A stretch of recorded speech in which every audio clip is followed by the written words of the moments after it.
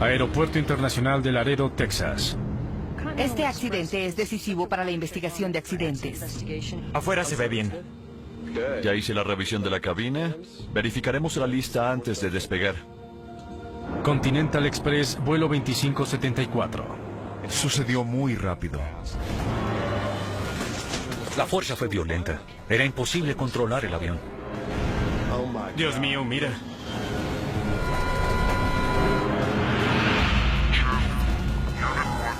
Me asusté cuando vi los escombros por primera vez. Creía que una bomba había explotado. Los escombros contarán una escalofriante historia Si hubieran seguido los procedimientos, esto no habría ocurrido. de buenas intenciones con consecuencias nefastas.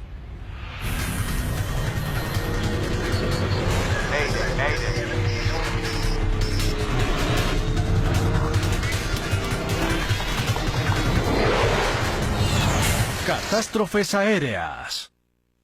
Esta es una historia verdadera. Está basada en informes oficiales y declaraciones de testigos oculares. Algunos nombres han sido cambiados. 2574.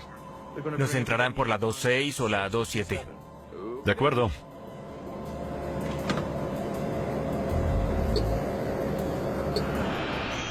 Accidente en Texas. Desactivar piloto automático. El vuelo 2574 de Continental Express y sus 11 pasajeros se acercan al final de su viaje de 1 hora desde Laredo hasta Houston, Texas.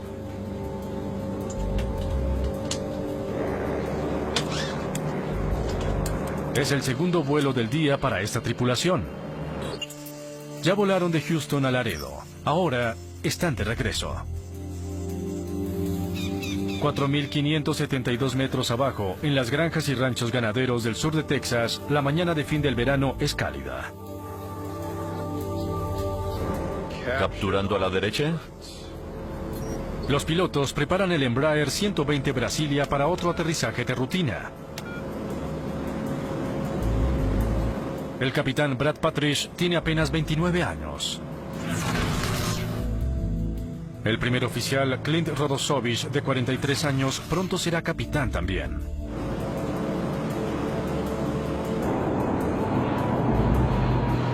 Están a 110 kilómetros de Houston, hogar de ambos pilotos. Descendemos como si fuera un transbordador espacial.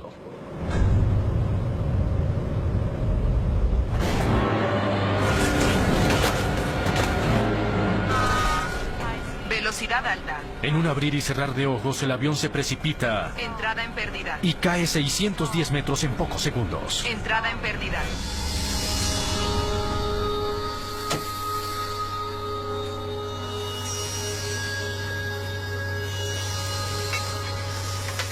Abajo, Cary Lavay y su hermano Clifton trabajan en su granja.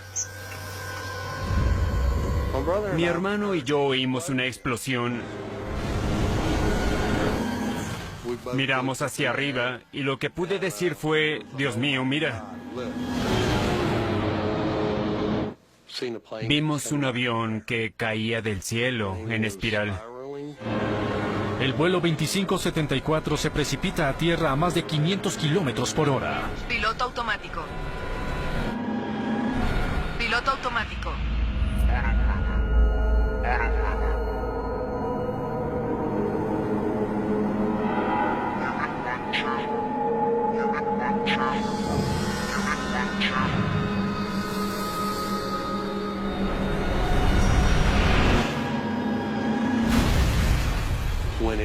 Cuando tocó tierra hubo una enorme explosión. Mi hermano dijo, vamos. Y yo contesté, no creo que haya algo que quiera ver allá.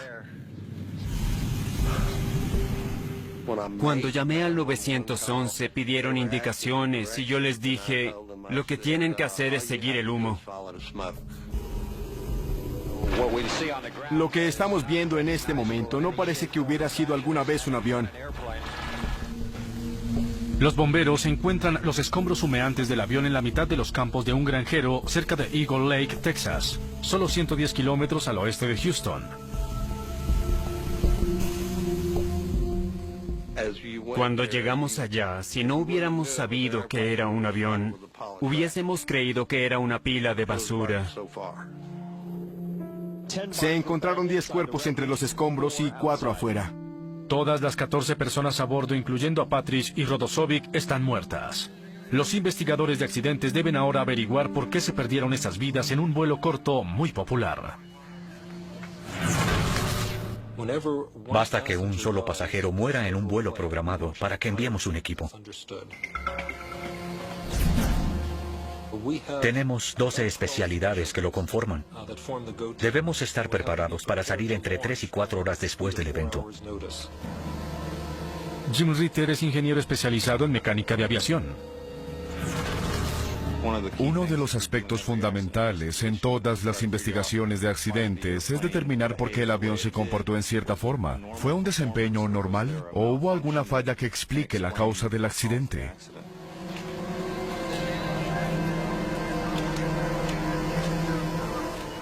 Me asusté cuando vi los escombros por primera vez. El avión estaba destruido y no había mucho con qué trabajar. Deepak Joshi es experto en la estructura de la aeronave. Fui directamente a donde había más escombros y allá encontré la mayor parte del avión. Mi prioridad fue localizar las 4 esquinas del avión.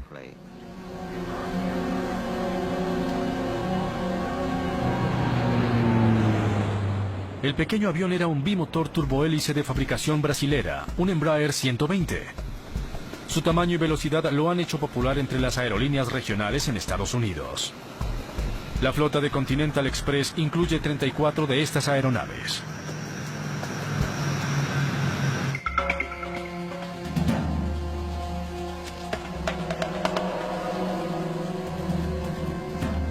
El primer día que llegamos, dirigí al grupo en la tarea de entrevistar 6 testigos.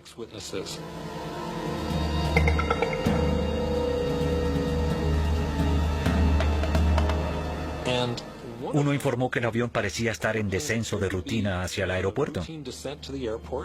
Mientras lo observaba, vio que hubo una explosión. Explotó. Le dije que una bomba había explotado y hacía espirales cuando caía. Al caer a tierra, explotó por segunda vez. Con la primera explosión, dijimos, oh, Dios mío. Tenía un agujero. Tenía un agujero del tamaño de un auto pequeño.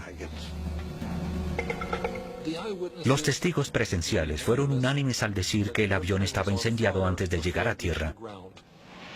Vi el avión, las alas incendiadas y caía en descenso vertical. El ala estaba desprendida. Colgaba del avión.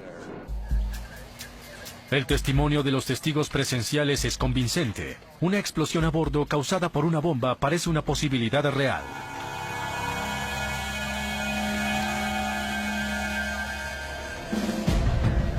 Agentes de la Oficina Federal de Investigación llegan rápidamente a la escena del accidente en busca de evidencia de un acto criminal. La FAA dijo que hubo una explosión en el aire que salió de la pantalla rápidamente. El FBI había recibido un informe de que alguien había puesto una bomba en la aeronave y, por lo tanto, estaban muy cautelosos y querían constatar que no hubiera evidencia de alguna clase de bomba o actividad criminal. La NTSB tiene información de un testigo con protección federal que atestiguaba en un juicio por drogas en Laredo y quien tenía reserva en ese vuelo, pero lo perdió cuando el juicio se prolongó. Nuestros investigadores no tienen conocimiento de eso. No sé cómo pueda ser más claro al respecto. Los escombros les dan a los investigadores un indicio inmediato en relación con el accidente. Vi que la cabina de mando estaba ahí. El fuselaje también. El ala izquierda se había doblado bajo el ala derecha. Y una parte del estabilizador vertical también estaba ahí.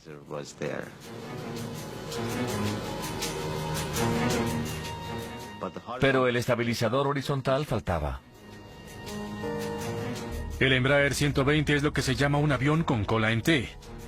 El estabilizador horizontal está encima del estabilizador vertical. Me pregunté en dónde podría estar.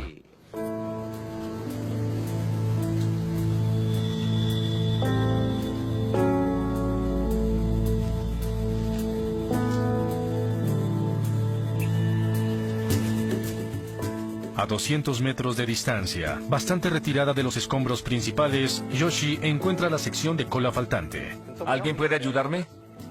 Eso me hizo creer que el avión se había desintegrado en el aire. Bien.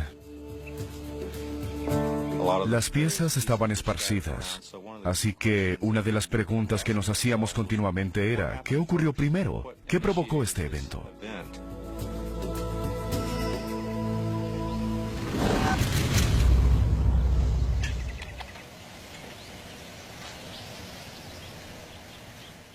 Se desprendió a 2.700 metros. Hay algo ahí, algo que nos habla en esa evidencia. Descifrar el mensaje no será fácil, pero a medida que la historia del vuelo 2574 se revela, los investigadores descubrirán un aterrador escenario de accidente, algo nunca antes visto.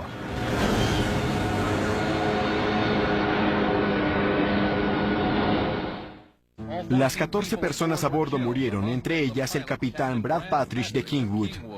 Los investigadores de la NTSB, Junta Nacional de Seguridad del Transporte, recuperan las cajas negras del fuselaje posterior del vuelo 2574. Las grabadoras son fundamentales. Nos proporcionan una ventana a lo que ocurrió. Si no tuviéramos la grabadora de información de vuelo o la grabadora de voz de la cabina de mando, no tendríamos con qué trabajar. Las cajas negras se enviarán a Washington para ser analizadas. Los investigadores se concentran después en la cola separada del avión. Falta una pieza del rompecabezas que no está con los escombros principales. La atención entonces se centra en ese aspecto. Por su posición, 200 metros atrás del resto de escombros, los investigadores saben que fue una de las primeras partes que se desprendieron del avión.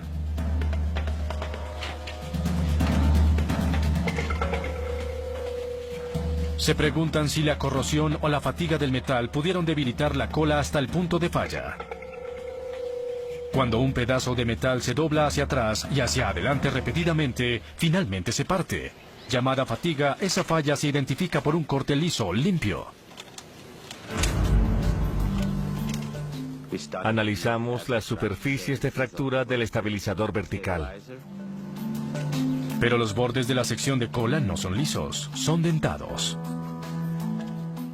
En este accidente no vimos color café, óxido. No hay corrosión, no hay fatiga. Las superficies de fractura indican claramente que la cola se desprendió repentinamente. En Washington, los técnicos de la NTSB examinan las cajas negras. La grabadora de voz es nuestra evidencia más importante. Registra todo lo que se dijo, los sonidos de la cabina de mando de la última media hora antes del impacto. Se escuchan sonidos de cabina de mando que pueden ser muy útiles. Se oye cómo funcionan los motores. Todo esto lo analizamos. Pero ninguna grabadora de voz viene con garantía. Es una delicada pieza de electrónica conectada a varios micrófonos. Después de chocar contra el suelo a más de 500 kilómetros por hora, existe la posibilidad de que la grabación esté dañada o perdida. En Texas, la unidad de campo del FBI termina de analizar los restos del avión en busca de residuos de explosivos. Creí que era una bomba. Los resultados son concluyentes. No había una bomba a bordo del vuelo 2574. Fue evidente para nosotros que el accidente se debía a una razón estructural y no a una bomba ni evento criminal.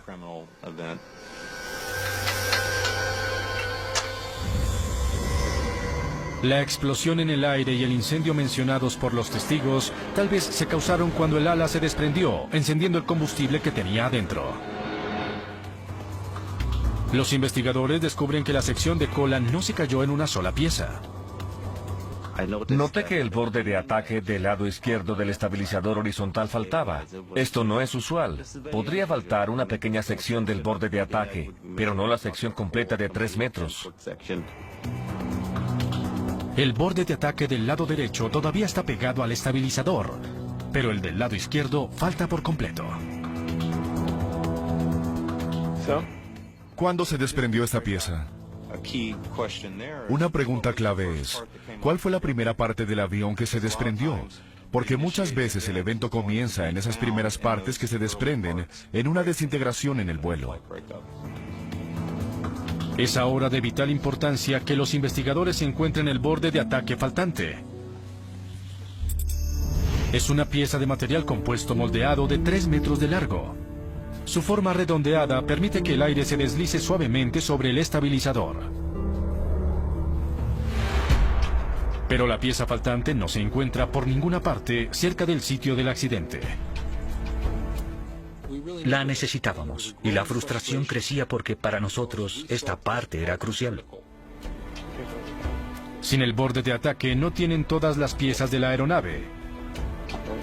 Y lo más importante, les falta la pieza que tal vez se desprendió primero.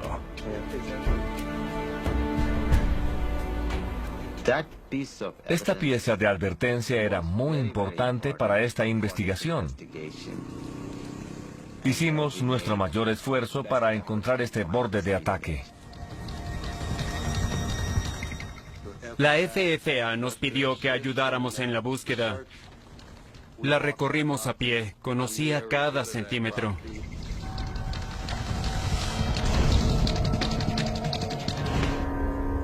Mientras los rescatistas examinan la zona, Jim Ritter recibe copia de la información de la CBR, grabación de voz de la cabina de mando del laboratorio en Washington. La buena noticia es que la grabación está intacta. Los últimos momentos de los pilotos quedaron claramente grabados. Ritter quiere saber si discutieron una crisis en desarrollo o quizás se vieron obligados a hacer una maniobra repentina para esquivar algún obstáculo que se acercaba. Cuando los aviones vuelan a 2.500 metros de altura, puede haber aves involucradas. Pero el bimotor turbohélice volaba mucho más alto, muy por encima de cualquier amenaza de colisión con una ave. ¿Me oyes? Te oigo fuerte y claro. ¿Y yo a ti? Pero la CBR está en su mayor parte llena con las voces de los controladores dándole a los pilotos instrucciones de rutina. 2574, diga su rumbo. 050. 2574, entendido. Vuele rumbo 030. Y la conversación normal entre los pilotos. Pronto tendré vacaciones. Iré a la costa, descansaré y me divertiré. No hay indicios de problema en este vuelo, hasta que el primer oficial lleva su avión a un rápido descenso hacia Houston. Descendemos como si fuera un transbordador espacial.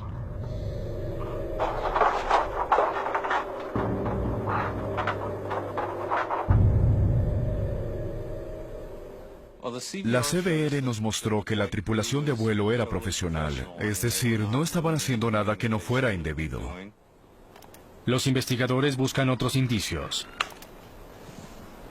El sonido de objetos que caigan en la cabina de mando. Los motores producen un sonido desgarrador. El estruendo de las alarmas de advertencia del avión. Entrada en pérdida, entrada en pérdida. Pero no hay más conversación. La grabación les dice a los investigadores que Patrick y Rodosovich no tuvieron advertencia alguna de la caída repentina de su avión. El evento sucedió muy rápido. La tripulación no tuvo tiempo de hacer algo.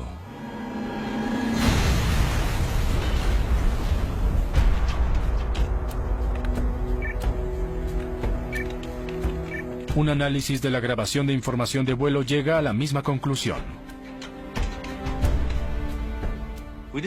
No vimos nada inusual en el vuelo accidentado hasta el instante mismo de la caída. Hasta que el avión entró en una caída a velocidad casi máxima y se desintegró, no hubo nada anormal en este vuelo. La causa del accidente sigue siendo un misterio. Hallar la pieza faltante de la cola es ahora más importante.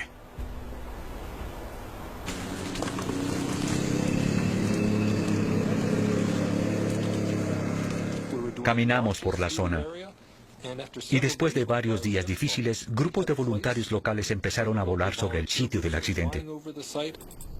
Escudriñan una zona de 12 kilómetros cuadrados en busca de una pieza de 3 metros de largo. Encontrarla es una posibilidad remota. Se volvió casi una obsesión tener que encontrar esa pieza. Y hubo frustración al ver que era más difícil de lo que habíamos creído. Ingenieros del fabricante de la aeronave nos ayudaban y nos decían cuánto pesaban las piezas. ¿Tienes el peso de esta? Y las dimensiones para calcular los posibles niveles de resistencia al avance. Ritter registra las coordenadas del lugar. Estudia los patrones meteorológicos desde el día del accidente. Reuní toda esa información y calculé en dónde debía estar el radio del borde de ataque. Finalmente establece una posible ubicación de la pieza faltante.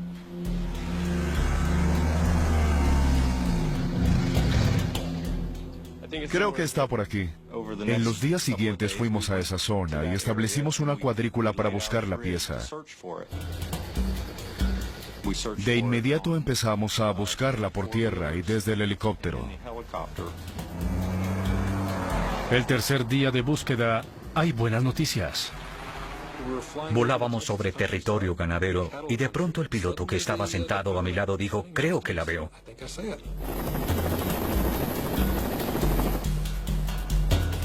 La pieza está en la zona pronosticada, pero está tan bien camuflada que era casi imposible verla.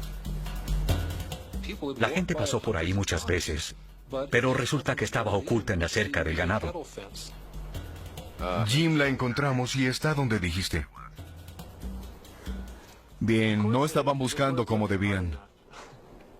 Habíamos pasado varios días y noches calculando en dónde deberíamos buscar, pero me puse eufórico cuando finalmente encontramos la pieza. Encontrado el borde de ataque, los investigadores creen que finalmente tienen todas las piezas del avión. Estábamos emocionados porque es importante. Queremos hacer todo el esfuerzo para entender qué ocurrió en un accidente. Y sin la parte clave, siempre habrá preguntas. Inmediatamente notan algo extraño. La evidencia indicaba que los orificios de la superficie superior del borde de ataque estaban limpios. No había alargamiento ni tampoco daño. Pero los orificios que sostienen la pieza a la parte inferior del estabilizador se ven diferentes. Los orificios de la superficie inferior del borde de ataque estaban alargados, fracturados, como si hubieran pasado por entre los cierres. La parte faltante se encontró a más de 1 kilómetro al suroeste de la sección de la cola. No hay duda de que fue la primera pieza que se desprendió del avión.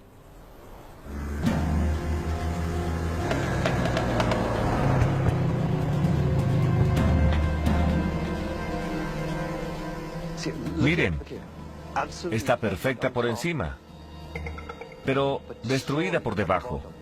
El hecho de que los orificios para los tornillos en la parte superior del borde de ataque no estén averiados indica una posibilidad aterradora. Parecía que nunca hubiera tenido tornillos en la superficie superior del borde de ataque del estabilizador horizontal. Del descubrimiento surgen dos importantes preguntas para los investigadores. ¿Por qué faltaban los tornillos? Y... ¿la falta de esta pieza ocasionaría el accidente? El borde de ataque mejora la aerodinámica del avión. Pero no es una pieza movible que controle la dirección. Es difícil entender cómo, por su falta, el avión pudo precipitarse a tierra. En ese tiempo me sorprendió que la falta de un borde de ataque pudiera causar un impacto tan grave. Ahora, con todas las piezas del avión encontradas, la investigación se traslada a la sede de la NTSB en Washington. Intentábamos unir todas las piezas del rompecabezas para entender qué ocurrió con el avión después de que el borde de ataque se desprendió. El estabilizador horizontal es como un ala al revés. Empuja la cola hacia abajo mientras las alas la levantan. Al reducirse la fuerza sobre el estabilizador, se levanta la cola y el vuelo se vuelve inestable. Nos preguntábamos si el avión aún era controlable. Hicimos una simulación de ingeniería para tratar de entender si hubo alguna manera de que el avión pudiera volar después de perder el borde de ataque. Encontramos que en realidad no era una situación controlable.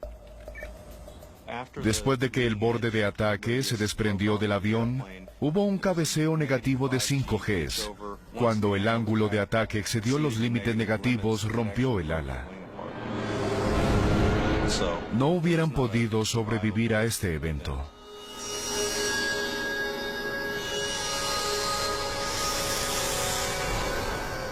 Las simulaciones son concluyentes. La pérdida de un solo borde de ataque a lo largo del estabilizador horizontal ocasionará una catastrófica caída en picada.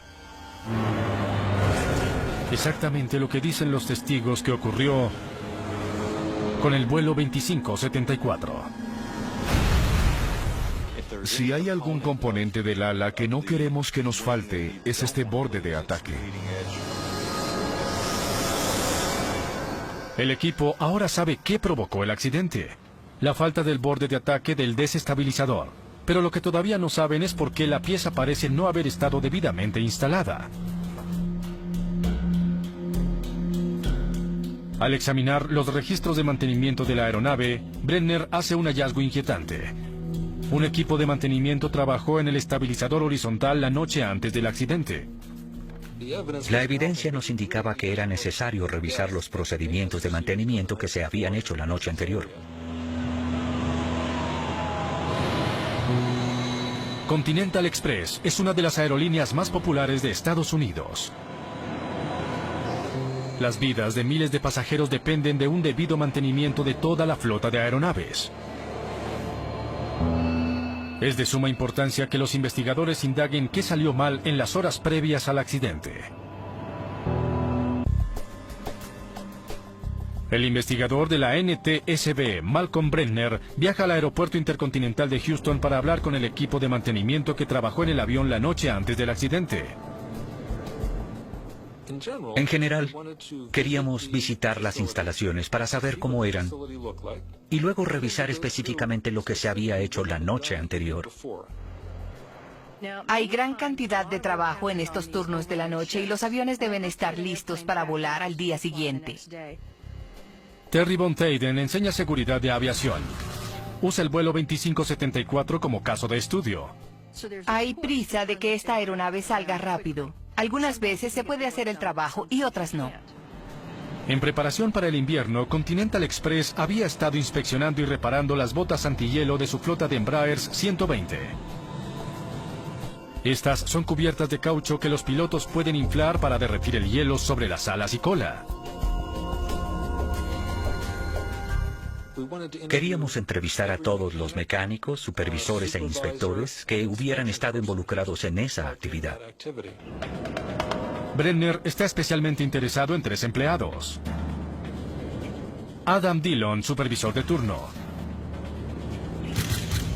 Troy Anderson, inspector responsable de revisar el trabajo de los mecánicos. Y el supervisor de turno de la tarde que inició el trabajo, John Lepage. Gracias por venir. ¿Cuál era el plan para la noche? Cambiar ambas botas en 10 horas. Para reemplazar la bota es necesario retirar el borde de ataque, quitar la usada y colocar la nueva. La pieza completa se vuelve a atornillar al estabilizador horizontal. Es mucho trabajo para una noche. El cambio de botas estaba programado para hacerlo durante el turno de medianoche. Por alguna razón, el turno de la tarde tuvo tiempo disponible y decidieron que podían ayudar a sacar este avión a tiempo. Por lo tanto, iniciaron el trabajo. Bien, traeré las botas. El inspector Troy Anderson vigila el trabajo que hacen los mecánicos. Tuvimos tiempo para ayudar. Subimos para iniciar el trabajo.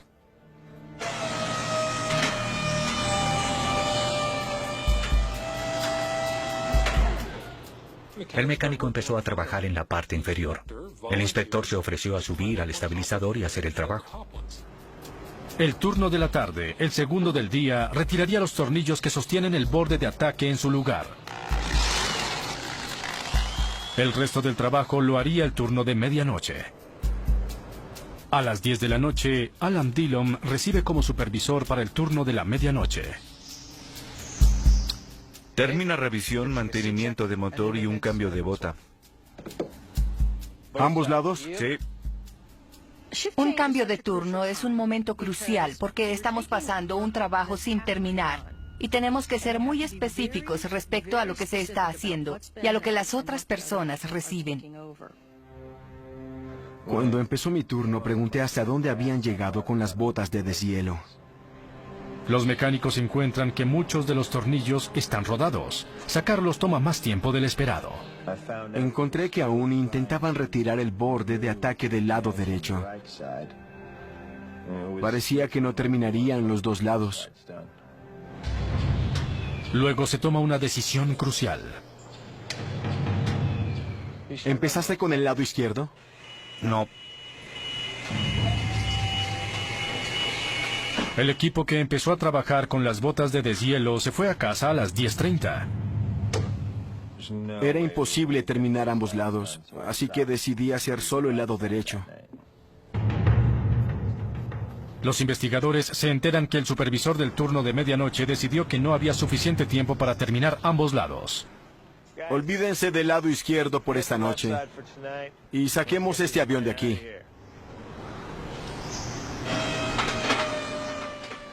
Dedicaron casi todo el turno a reemplazar la bota de deshielo del lado derecho. Pocas horas después, los mecánicos terminan de cambiar la bota de deshielo y reinstalan el borde de ataque del lado derecho. ¿No hicieron ningún trabajo del lado izquierdo? No lo tocamos.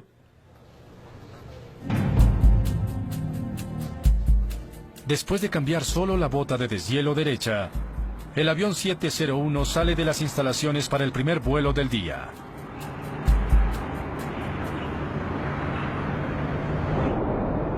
Tres horas después, el borde de ataque izquierdo se desprende de la cola, causando el desplome del avión, casi 3.658 metros hasta el suelo.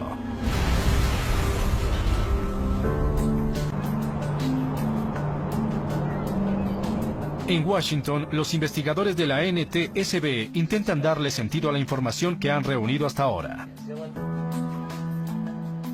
Y Lepech. Mecánicos, supervisores, en general me pareció que tuvimos buena colaboración.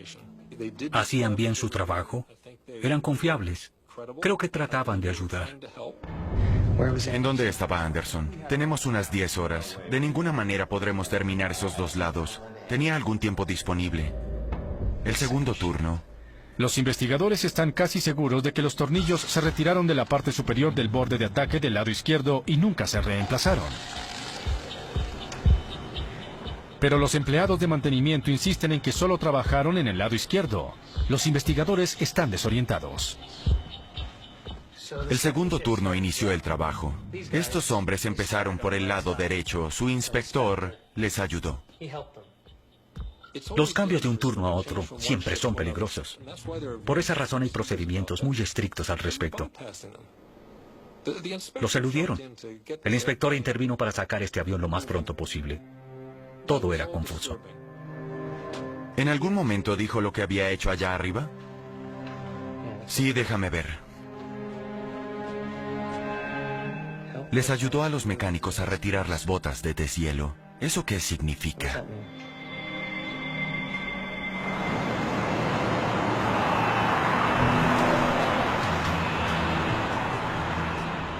Malcolm Brenner regresa a Houston para tratar de determinar exactamente qué trabajo hizo el inspector Anderson en el avión. Retiró las botas de deshielo. Es una afirmación simple. No es específica en cuanto a lo que se retiró de la aeronave. Al estado del mantenimiento en el momento del cambio de turno.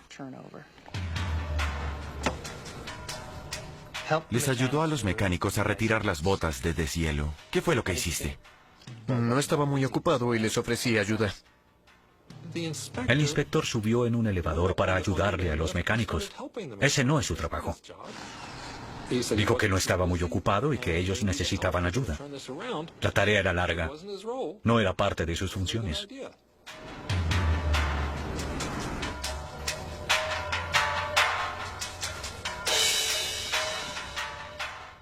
¿En cuál lado trabajaste, Troy? ¿Solo en el derecho? En ambos. Cuando me fui, el plan era terminar ambos lados.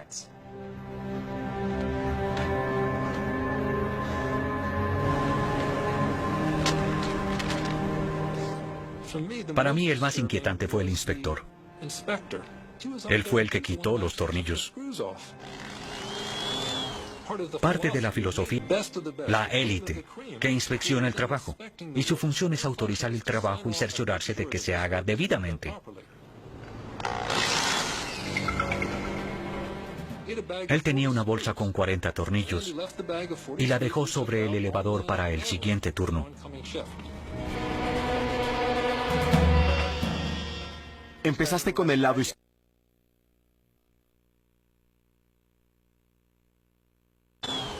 Parte de la filosofía del mantenimiento es que un grupo hace el trabajo, y luego hay otro, el mejor. La élite, que inspecciona el trabajo, y su función es autorizar el trabajo y cerciorarse de que se haga debidamente. Él tenía una bolsa con 40 tornillos y la dejó sobre el elevador para el siguiente turno.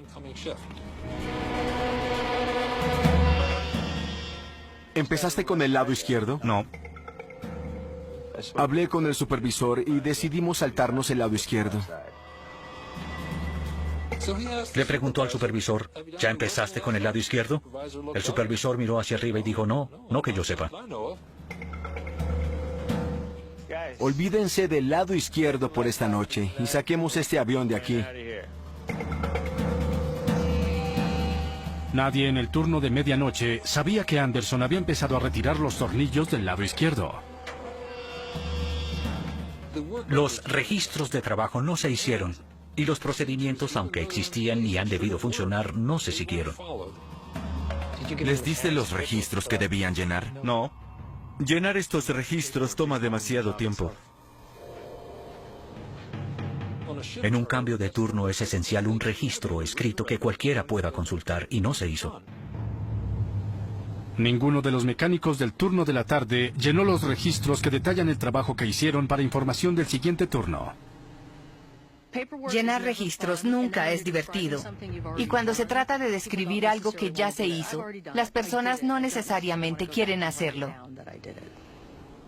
Le preguntamos al supervisor por qué no se había hecho y él contestó, bueno, es un procedimiento simple y algunas veces no vale la pena hacerlo. Sacar unos tornillos no justifica llenar un registro. Es más problema que hacerlo. Eso fue inquietante. El inspector Troy Anderson no hizo su trabajo adecuadamente. Su informe no incluyó el haber sacado tornillos del lado izquierdo.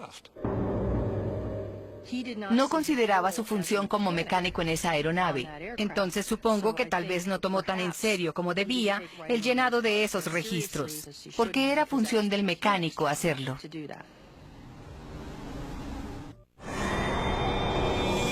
Una falla en el mantenimiento de rutina fue la causa del accidente del vuelo 2574. Pero aún queda un interrogante. ¿Capturando a la derecha? El avión voló más de 800 kilómetros antes que el borde de ataque se desprendiera. Es asombroso que la cola horizontal permaneciera intacta durante ese primer vuelo. La falla mortal se presentó hacia el final del segundo vuelo del día para la tripulación. Descendemos como si fuera un transbordador espacial. ¿Por qué no ocurrió antes?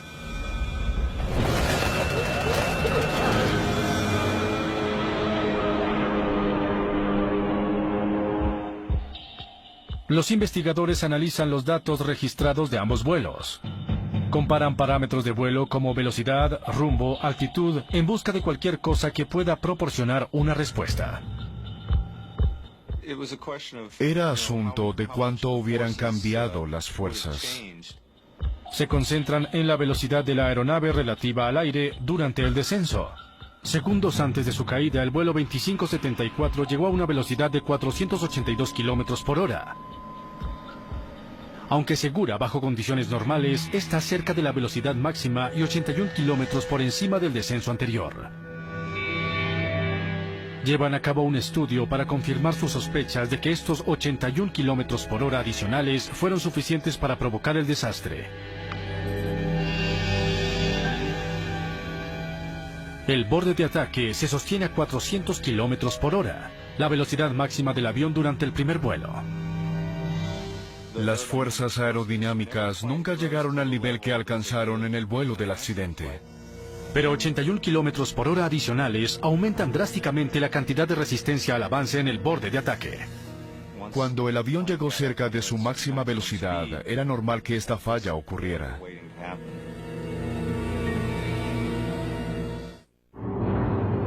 El significado trágico de las últimas palabras del primer oficial Rodosovich es ahora claro para los investigadores.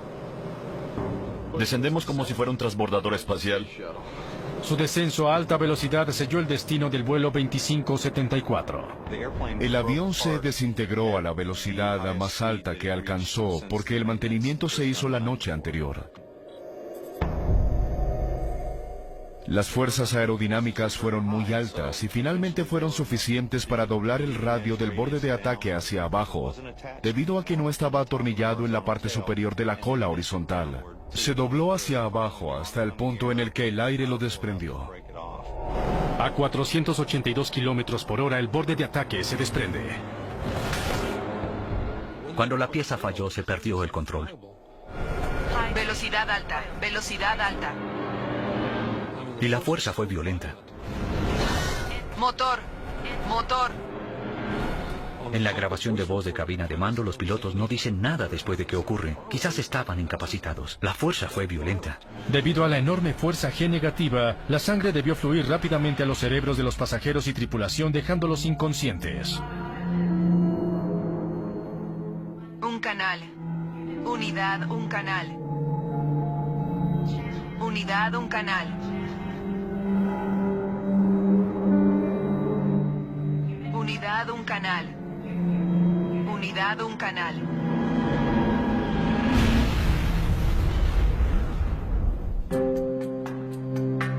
La NTSB establece como causa del accidente el no haber reinsertado todos los tornillos que sostenían el borde de ataque del lado izquierdo a la cola. Me condolí por las personas que habían hecho el mantenimiento del avión, porque sabía que había sido un error humano. Estoy seguro que quienes estuvieron involucrados en ese mantenimiento se sentirían muy mal.